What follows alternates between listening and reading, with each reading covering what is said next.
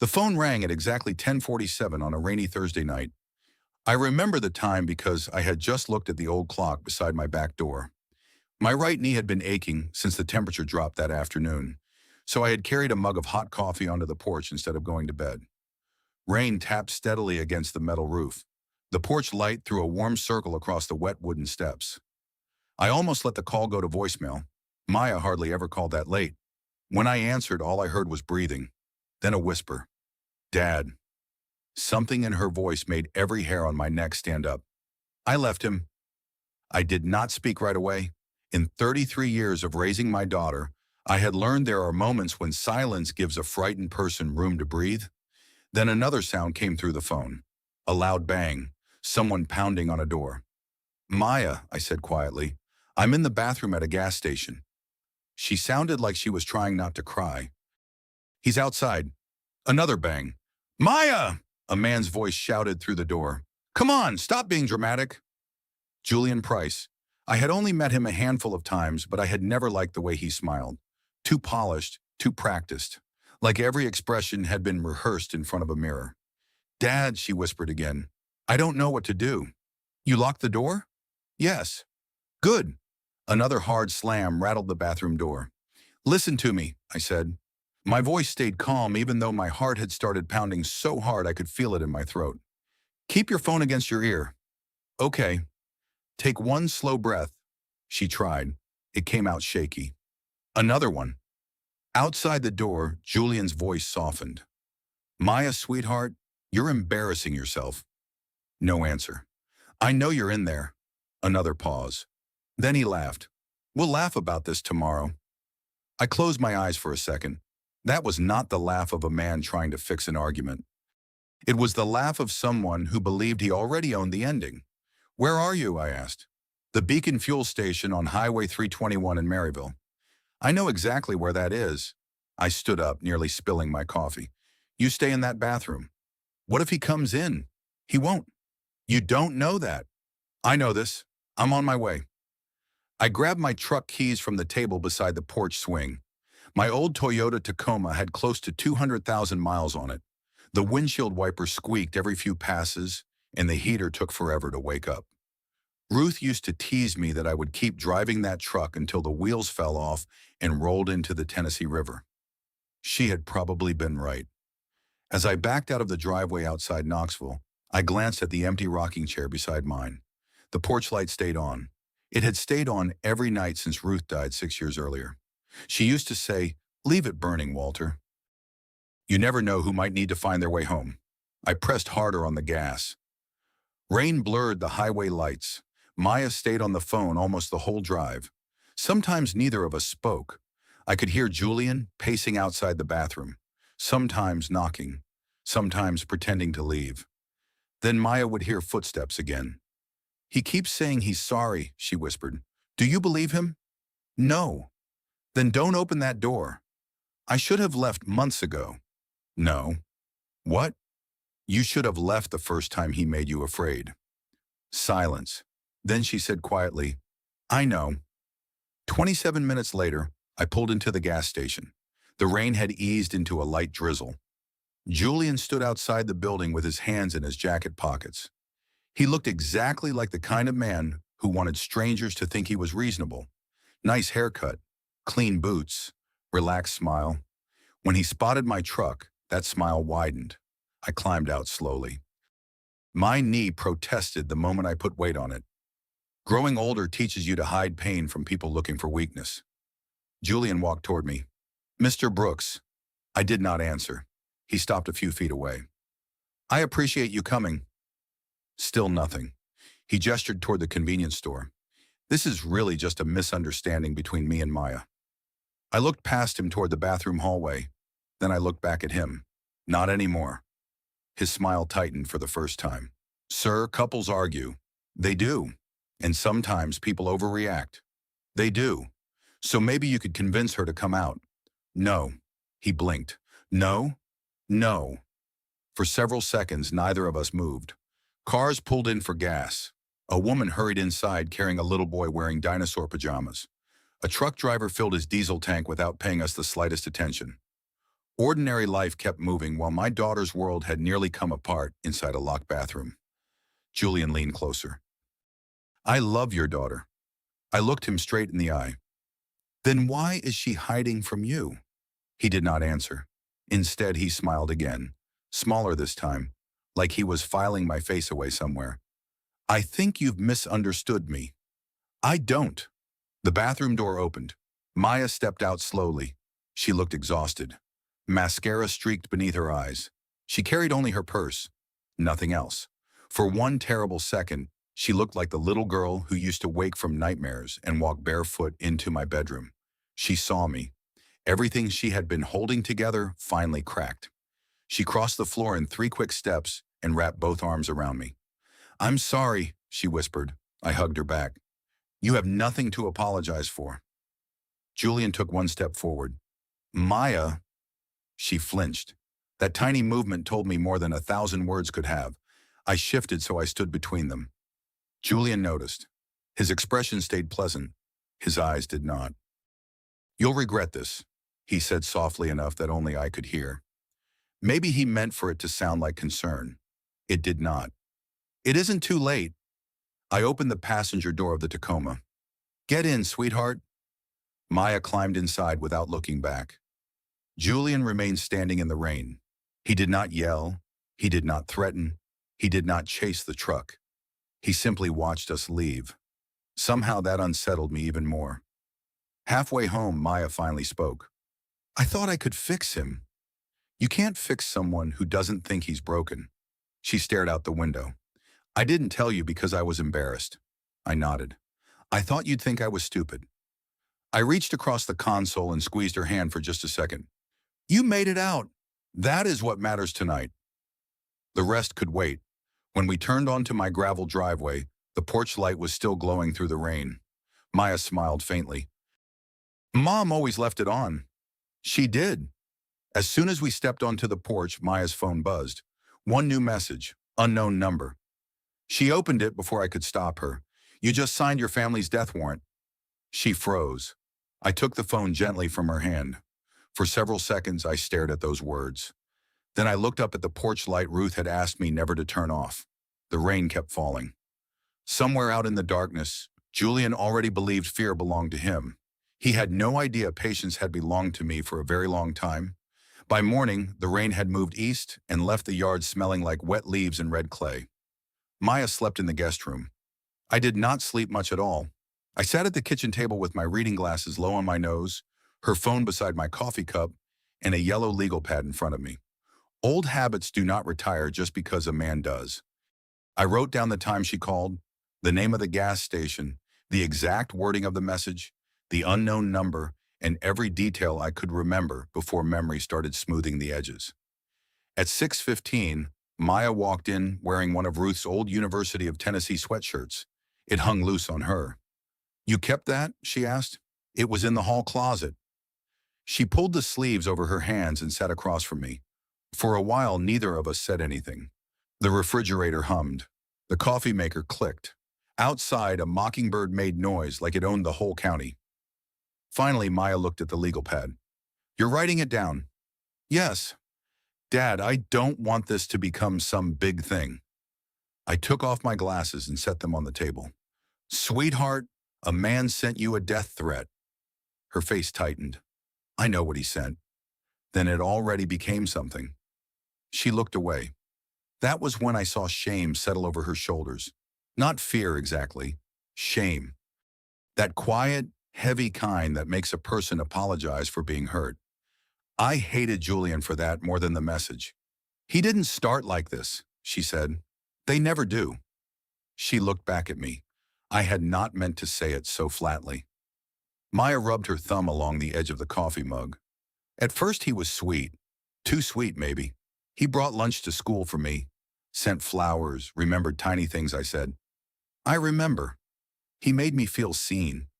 I nodded. That part mattered. People like Julian did not begin with a locked bathroom door. They began with roses, apologies, soft voices, and just enough kindness to make the cruelty feel like weather. He said my friends were jealous, Maya continued. Then he said Carrie was a bad influence. Then he said my coworkers didn't respect me. Then he wanted my passwords because couples shouldn't have secrets. She gave a small, bitter laugh. I teach kids how to recognize unhealthy relationships, Dad. I know. And I still missed it. No, I said. You didn't miss it. He moved the line 1 inch at a time. That made her cry. Not loudly, just 2 tears she wiped away fast like she was embarrassed to have them. He checked my bank account, she said. Not every day, just enough that I knew he could. He'd ask why I spent $12 at Panera, why I bought gas in Knoxville instead of Maryville, why I didn't answer during a staff meeting. I stayed still. There are times a father wants to roar, but if you roar too soon, your child may stop telling the truth. So I listened. He made me think I was dramatic, she said. He'd say, Maya, you're 34. You're too old to act like a teenager. Or he'd say, your dad spoiled you. That's why you don't understand real love. My hand tightened around my coffee cup. Maya noticed. Please don't be mad. I'm not mad at you. I should have told you. You're telling me now. She leaned back in the chair and stared toward the porch door.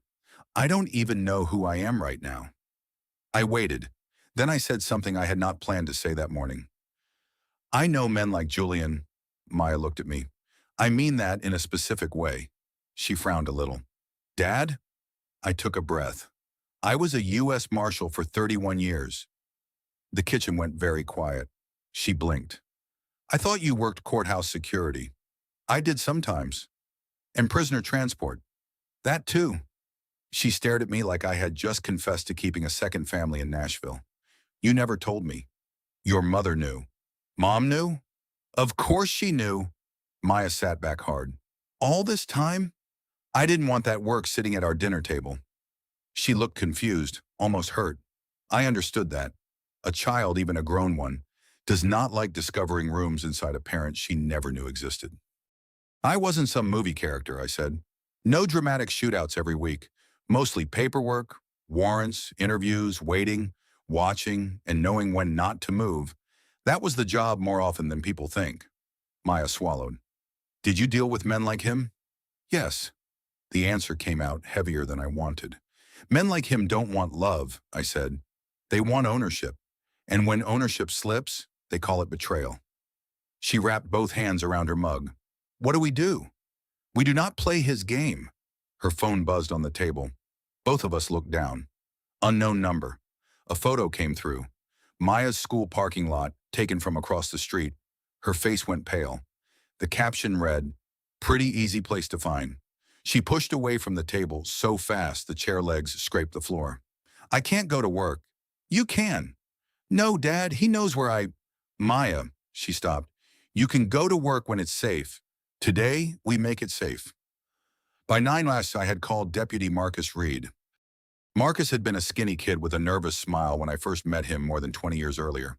He was a deputy now with a wife, 2 teenage sons, and the worn-out patience of a man who dealt with human foolishness for a living. He stood in my driveway looking at the messages on Maya's phone. I'm taking this seriously, he said. I figured you would. He glanced at me. But I'm not cutting corners because it's you, Walter. I'd be disappointed if you did. Maya stood beside me in the driveway, arms crossed tight. Marcus softened his voice when he spoke to her. Miss Brooks, save everything. Do not respond. Do not delete. If he shows up here, you call 911. If he shows up at your work, they call 911. You understand? She nodded. Good. Then he looked toward the porch. You got cameras? Not enough. Well, he said, today would be a good day to change that. By lunchtime, Leon showed up in his old Ford with a toolbox, 2 lawn chairs, and a sack of barbecue sandwiches from a place in Alcoa he swore was better than anything in Knoxville. My older brother moved like a man assembled from spare parts. Bad hip, bad shoulder, loud knees. But he could still fix almost anything with a socket wrench and a dirty joke. He climbed out and looked at the cameras I had bought that morning. Heard we're doing old man surveillance, he said. I brought sandwiches. Maya smiled for the first time all day. It was not much, but I took it. Sylvia Grant came over from next door a few minutes later. Sylvia was 59, a retired 911 dispatcher, and the kind of woman who could hear panic through a dial tone. She carried a notebook, a thermos, and the expression of somebody who had already made 3 lists. "Put one camera by the side gate," she told Leon. "That maple tree gives a blind spot after dark." Leon looked at me. "She always this bossy?" "Always," I said. Sylvia pointed at him. "And alive because of it." For the next 2 hours, my yard became a quiet little operation. Leon mounted cameras. Sylvia checked angles from her phone. I walked the property line, noting where headlights would sweep across the driveway and where a man might stand if he thought darkness made him invisible. Maya followed me once in old sneakers. "You really think he'll come here?" "I think he wants you to think he can." "That's not an answer." "No," I said, "but it's the truth." She nodded, though I could tell she did not like it. Neither did I. That evening, we ate sandwiches on the porch with paper plates balanced on our knees. Leon told a story about dropping a transmission on his boot in 1987 and trying to convince the army doctor he could walk it off.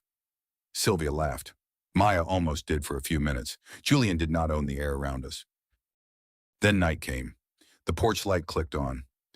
Everybody got quiet. The next morning, I opened the front door just after sunrise. A cold mist sat low over the yard. At first, I did not see anything unusual. Then something near the top porch step caught the light. Small. Silver. My stomach tightened before my mind caught up. I bent down slowly, my knee burning, as I lowered myself. It was a necklace. A thin silver chain with a tiny round pendant. I knew it immediately. I had given it to Maya the day she graduated college. She had worn it under her gown, smiling so wide Ruth cried through every picture. I picked it up with 2 fingers. The clasp was broken. Behind me, Maya said, "Dad." I turned. She saw the necklace in my hand. All the color drained from her face. Julian had been at my house. Not yelling, not knocking, not making a scene. Just close enough to leave a message on my porch. I looked past the steps, past the wet grass, toward the quiet road. Then I closed my fist around that broken chain. The anatomy of a bully is simple. He tests a boundary, then he waits to see who is afraid to enforce it. By 8 that morning, Sylvia had the porch footage pulled up on her laptop.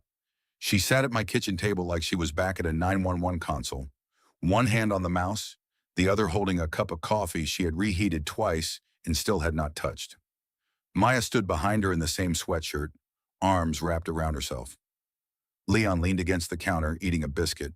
I stood by the sink and watched the screen. "There," Sylvia said. She clicked pause. The image was grainy black and white, but clear enough. At 2:13 in the morning, a dark sedan rolled slowly past my driveway. It disappeared for half a minute, then came back with the headlights off. A figure stepped out near the mailbox, hood up, face turned down. He moved across the yard like he had studied the place first. Maya made a small sound. Sylvia glanced back at her. "You don't have to watch this." "Yes, I do." The figure walked up the porch steps, placed something near the door, and stood there. That was the part that bothered me most. He did not rush. He did not look scared. For almost 10 seconds, he stood in the glow of that porch light, staring at my front door like he wanted us to know he had been there. Then he left. Leon stopped chewing. "Well," he said quietly, "that's not a man trying to get his girlfriend back." "No," I said. "That's a man building pressure." Maya looked at me. "What does that mean?" "It means he wants you scared enough to run back before he has to do anything louder." She sat down slowly. Sylvia closed the laptop halfway. "Walter, you thinking what I'm thinking?" "I'm thinking he's done this before." Maya looked between us. "You don't know that." "No," I said, "but men like Julian usually don't invent themselves overnight." That sentence started the paper trail. I spent the rest of the morning doing what most people think retired lawmen do in dramatic fashion, but what actually looks boring from the outside. I searched public records, court filings, old addresses, civil complaints, property records, anything legal, public, and slow. Maya sat at the other end of the table, making a list of every incident she could remember. The first time he asked for her phone password, the first time he joked about following her, the night he punched a hole in his own apartment wall and said she made him act crazy. Every so often she would stop writing. Then she would remember something else and look ashamed all over again. Put it down, I told her gently. It sounds stupid. Put it down anyway. At 11:40, a name surfaced. Tasha Vaughn, Sevierville, a dismissed protective order petition from 4 years earlier. Dismissed did not mean false. Sometimes dismissed just means scared. I looked at the address history. Julian Price's name appeared 2 streets over from Tasha's old apartment complex during the same year. Not proof, but enough to ask a question. Sylvia had contacts from her dispatcher days who still knew who knew what. Nobody broke rules. Nobody shared private information. But by late afternoon, we had a phone number Tasha had once used for a small cleaning business. Maya stared at it on my legal pad. You're going to call her?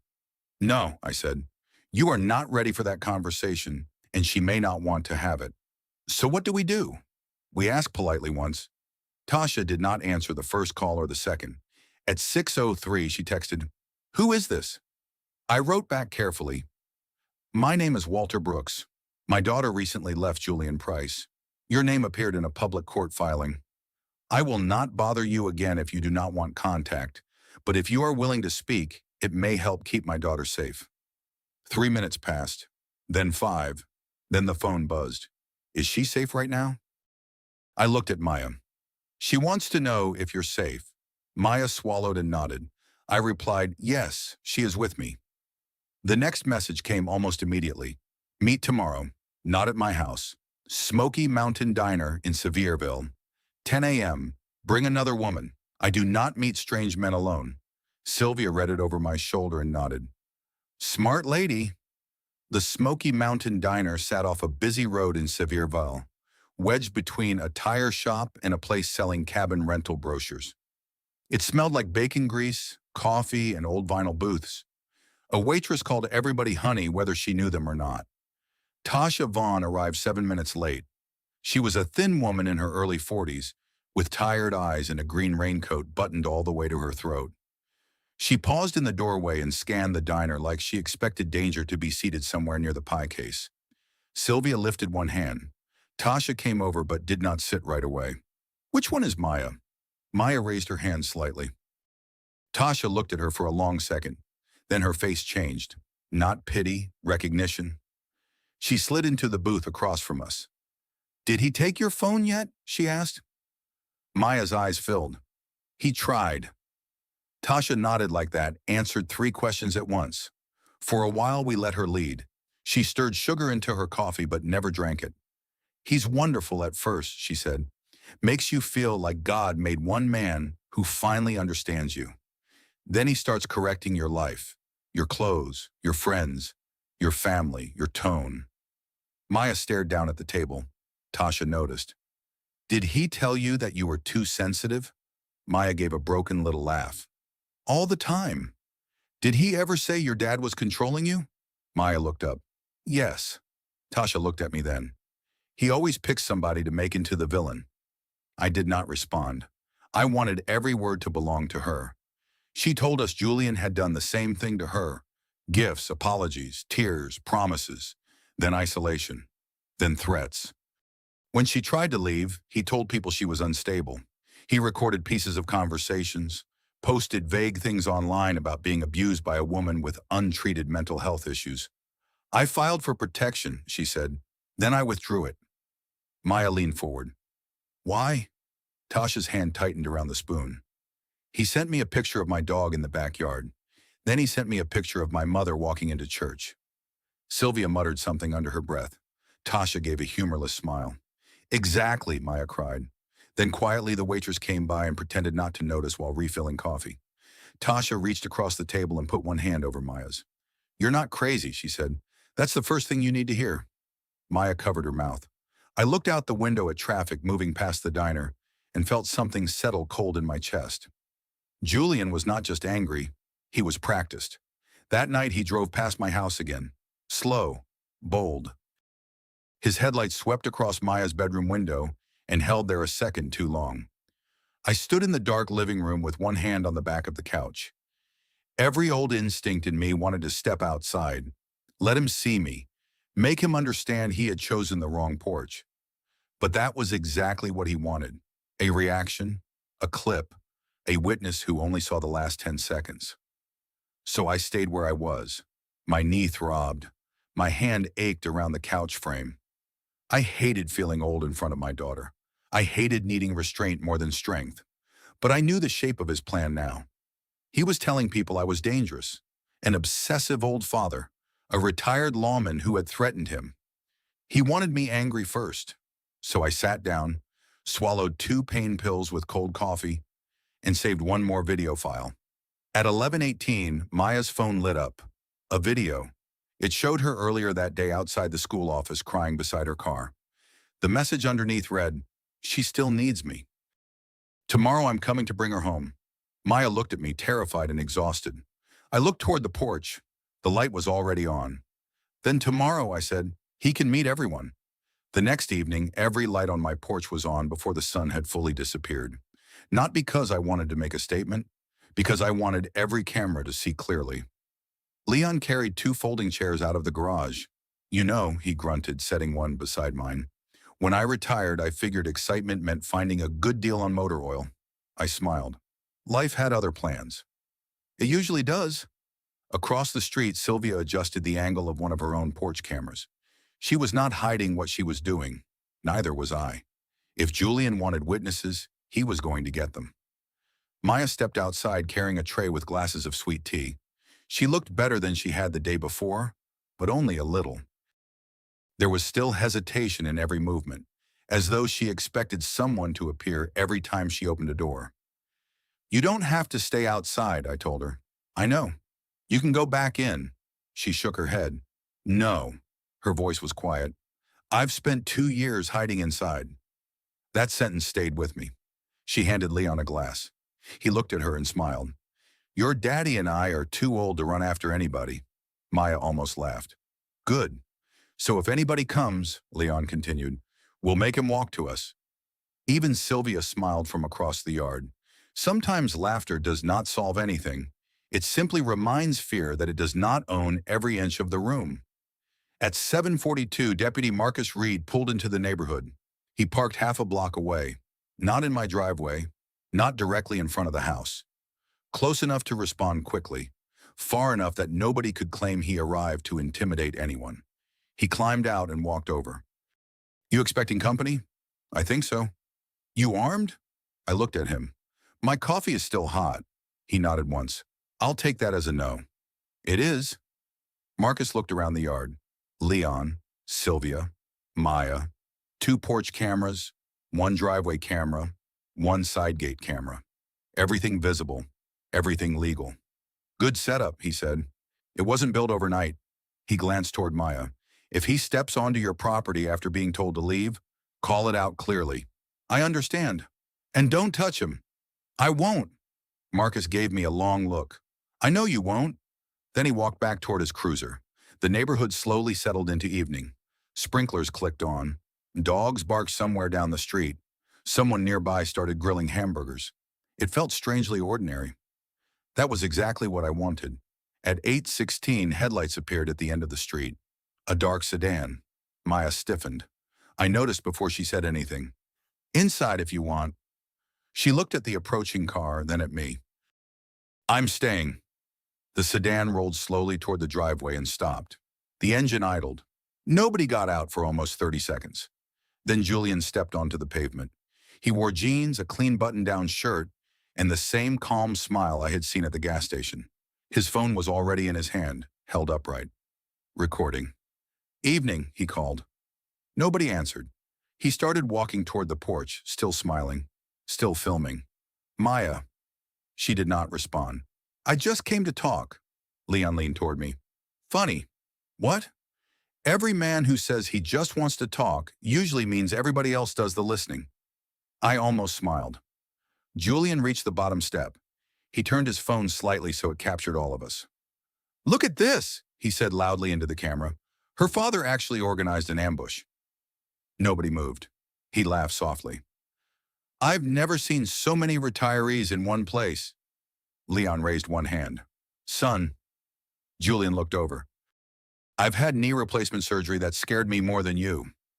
Even Marcus, standing beside his patrol car down the street, lowered his head for a second. Julian ignored the comment. His attention returned to me. Mr. Brooks. I folded my hands together. Julian, you've been telling lies about me. No. You've been contacting people. Yes. Trying to destroy my reputation. I looked him straight in the eye. No. He tilted his head. No. I've been collecting facts. Something flickered across his face for only a second. Then the smile returned. Maya, his voice became softer. You know this isn't who your dad really is? Maya stood up. Her knees trembled, but her voice did not. You need to leave. Julian ignored her completely. Instead, he kept talking to me. You're making her afraid. I almost admired the nerve. He was trying to rewrite reality while every camera on the property watched him do it. I answered slowly. No. He frowned. No? She was already afraid. Silence. Julian shifted his weight. You don't know what happened between us. I know enough. You weren't there. No. But she was. Maya's eyes filled with tears, not from fear, from finally hearing someone believe her, without asking for proof she did not deserve to have to give. Julian climbed the first porch step. I just want 5 minutes. I remained seated. No. He climbed another step. I deserve to explain. No. A third step. You can't keep her from me. My voice stayed calm. Julian. He stopped. You can leave tonight as a free man. His smile faded. Or, I continued, you can stay here and let every person watching, including your own phone, record you ruining your own life. For the first time all evening, his confidence slipped. Only a little, but I saw it. He recovered quickly. You think you've trapped me? I don't think anything. He looked around. Sylvia stood on her porch. Leon remained in his chair. Maya stood beside the front door. Across the street, 2 neighbors had quietly stepped outside after noticing the commotion. Nobody shouted. Nobody threatened him. Nobody touched him. It was not an ambush. It was accountability. Julian laughed. You old people really planned this. Leon shrugged. We've had plenty of time. Julian took one more step. His foot crossed the edge of my porch. I stood slowly, carefully. My knee complained the entire way up. I pointed toward the sidewalk. You are now trespassing. He looked amused. Really? You've been asked to leave. I haven't done anything. You've been asked to leave? He lifted his phone closer to my face. So everybody can hear, he said into the camera. This crazy old man is threatening me. Deputy Marcus Reed started walking toward us. Not running, walking, professional, measured. Evening, Marcus said. Julian turned immediately. Deputy, perfect timing. I was hoping you'd show up. Marcus stopped at the foot of the porch. I've been here. Julian smiled broadly. Good. Then he looked directly at me. I told you nobody would believe you. He reached into his jacket pocket slowly, carefully, not for a weapon, for another phone. He held it up between 2 fingers. You know what's funny? Nobody answered. I recorded Walter Brooks threatening me 2 days ago. Maya gasped. Julian looked pleased. I figured eventually I'd need it. He tapped the screen. I think the deputy should hear it. Marcus extended his hand. I'll listen. Julian handed him the phone with complete confidence. I did not move, did not protest, did not explain. Leon glanced at me. You okay? Yes.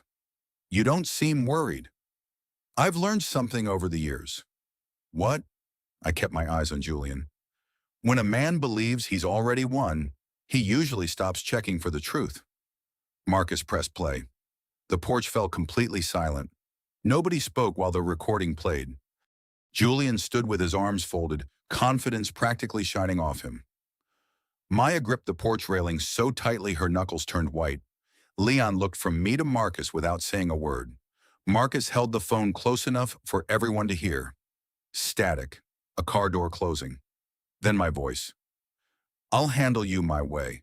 Julian smiled. The recording continued. You've pushed this far enough.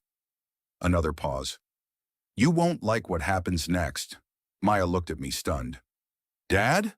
Marcus raised one hand without taking his eyes off the phone. Let's hear all of it. Julian's smile widened. There isn't much left. The recording ended. Silence settled over the porch. From the road, a passing pickup slowed for a second before continuing on. Even the crickets seemed quieter. Marcus looked at me. Walter. I nodded once. That's my voice. Maya's face fell. Julian spread his hands. I told you. He looked directly into Marcus's eyes. I've been trying to stay away from him. He's the one threatening me. Marcus did not answer immediately. Instead, he looked at me again. You want to respond? I do. I reached into my shirt pocket and pulled out a small flash drive. Julian frowned. What is that? My copy. His expression changed ever so slightly. You record every phone call? No, I said, but my porch cameras record everything that happens near my front door, including conversations. Julian laughed. Convenient. It is.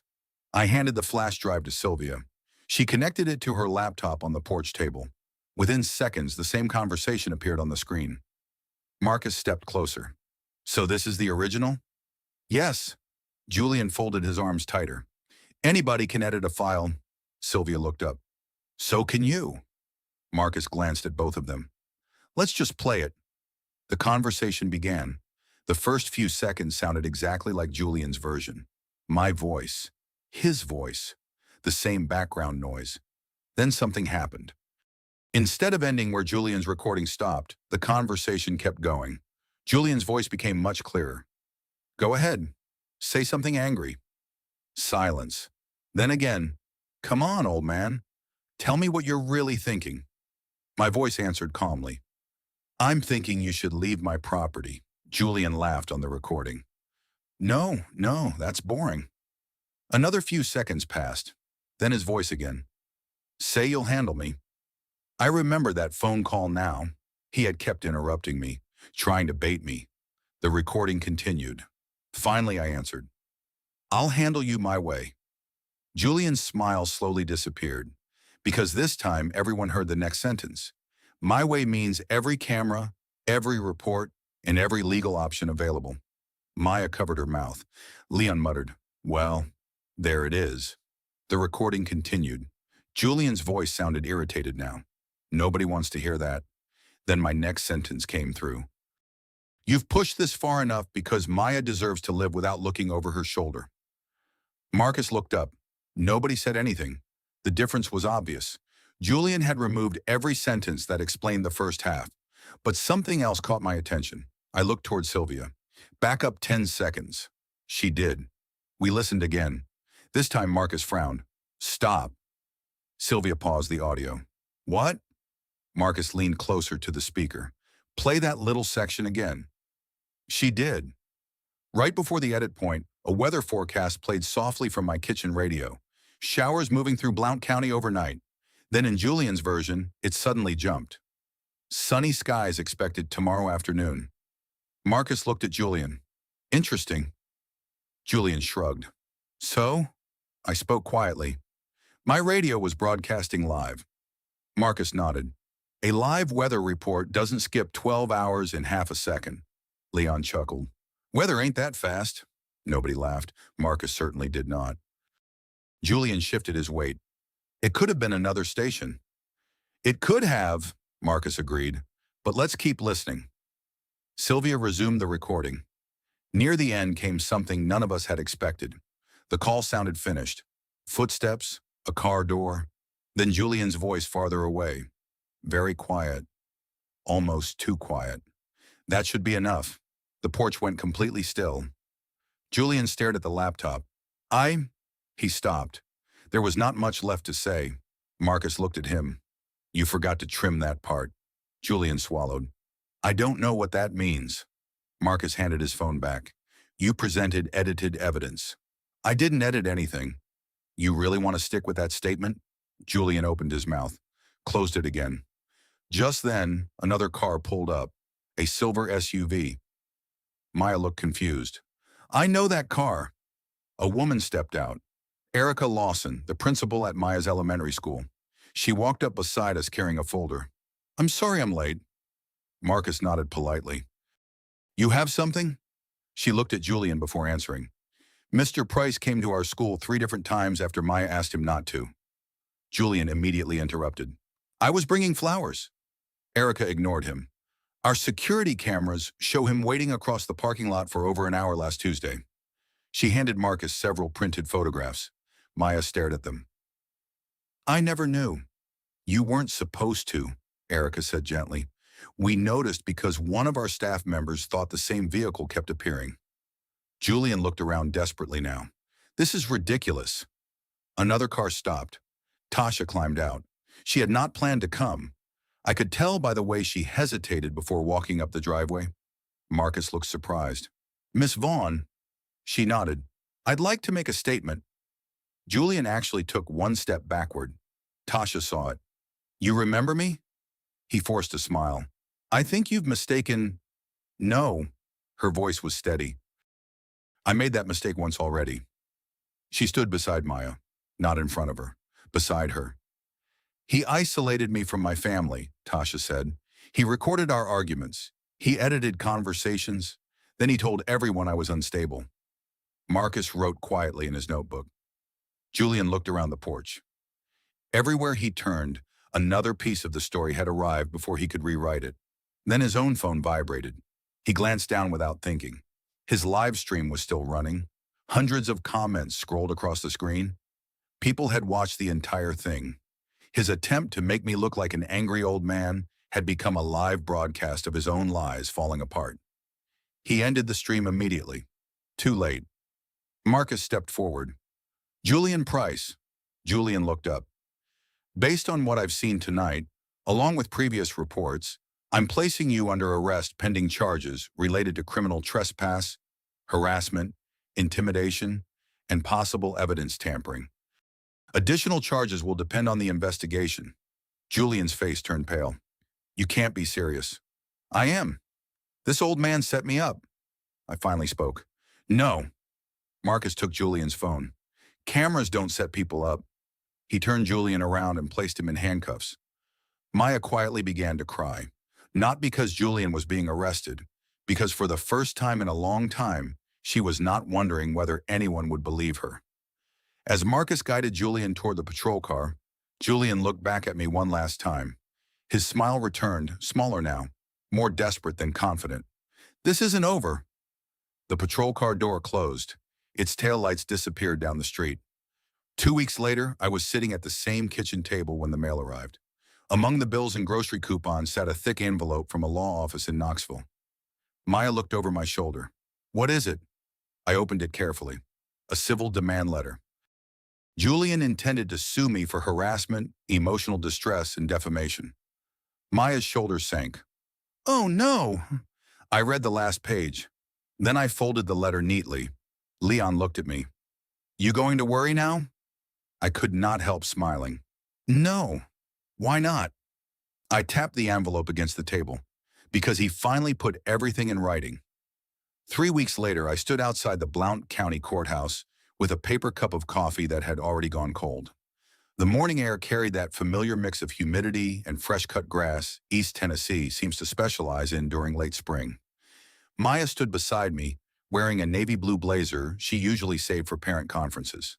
She looked nervous, not frightened anymore. There was a difference. Fear makes you want to run. Nerves mean you're staying. You okay? I asked. She nodded once. I think so. You don't have to be perfect in there. I know. You only have to tell the truth. She took a slow breath. I can do that. For the first time in months, I believed her. Julian arrived 10 minutes later. Dark gray suit, fresh haircut, polished shoes. If someone had passed him on the sidewalk without knowing the story, they would have seen a respectable professional heading into court. Appearances had always been his strongest weapon. He spotted us. For a second, I expected another smug smile. Instead, he adjusted his tie and walked inside. Maybe his lawyer had finally convinced him charm was not evidence. Inside the courtroom, everything felt smaller than television makes it look. No dramatic speeches, no cheering crowds, just wooden benches, quiet conversations, stacks of paperwork, and people waiting for ordinary justice to do its ordinary work. Deputy Marcus Reed nodded when he saw us. So far, so good, he said quietly. You sleep at all? I asked. A little, he smiled. Paperwork's worse than the arrest. I remember, he laughed. Guess some things never change. Maya squeezed my arm. You really miss working? I thought about it. No. What do you miss? The people who deserve someone to keep showing up. She smiled softly. I think you're still doing that. Before I could answer, the courtroom deputy asked everyone to rise. The hearing lasted nearly 3 hours. Not because anyone shouted, because truth takes time when it is built one page at a time. Julian's attorney argued that I had organized a campaign of harassment against his client. He claimed I had contacted former acquaintances, damaged Julian's reputation, and intentionally intimidated him. Then our attorney stood. She did not raise her voice. She simply opened 3 thick binders, one by one. The first contained printed text messages. The second held photographs, timestamps, call logs, and security camera stills. The third contained transcripts, witness statements, and certified copies of public records. Facts do not sound dramatic.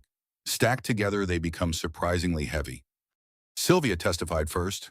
She explained how the neighborhood cameras worked, how recordings were stored automatically, and how every file included an unbroken digital timestamp. Julian's attorney asked if she disliked his client. Sylvia shrugged. I didn't know him well enough to dislike him. I only know what the cameras recorded. Nothing more, nothing less. A few people smiled. Marcus testified next. He explained why he had treated both Julian and me the same during the initial investigation. No special treatment, no shortcuts. You've known Mr. Brooks for years, Julian's attorney said. Yes. And that influenced your investigation. It influenced me to be extra careful. That answer seemed to carry weight with the judge. It certainly did with me. Then Tasha walked to the witness stand. She looked calmer than the first day we met her at the diner. Still nervous, but no longer hiding. She described Julian's pattern. The gifts, the isolation, the edited recordings. The attempts to make everyone else look unstable. Julian never looked at her. Not once. Finally, Maya's name was called. She glanced at me. I nodded. Nothing more. She did not need me to answer for her anymore. She walked to the witness stand alone. Her hands trembled when she took the oath, but once she began speaking, her voice steadied. She told the court about checking her phone every few minutes because Julian expected instant replies, about apologizing for things she had not done, about losing touch with friends because explaining Julian had become exhausting, about sitting in that gas station bathroom believing she had nowhere else to go. The courtroom stayed quiet. Nobody interrupted. Nobody rolled their eyes. Nobody asked why she had not left sooner. She was finally being allowed to tell the whole story. Near the end, our attorney asked one final question. Miss Brooks, what changed? Maya thought about it for several seconds. Then she smiled through tears. I realized leaving wasn't the hardest part. Another pause.